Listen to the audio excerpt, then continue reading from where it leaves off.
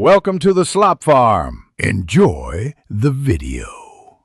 You start by preparing the console and SD card so the process goes smoothly. First, confirm your model.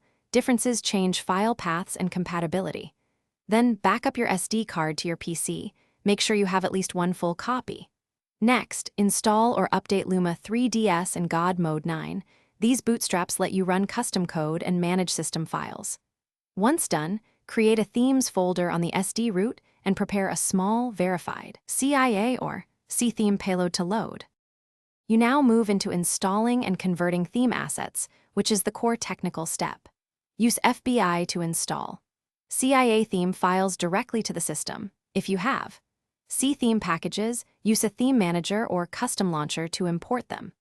Convert artwork to exact resolutions, 400 by 240 for the top screen, 320 by 240 for the bottom, and optimize PNG compression so memory usage stays low. Make sure file permissions and placement match Luma or theme manager expectations, and verify file names before rebooting.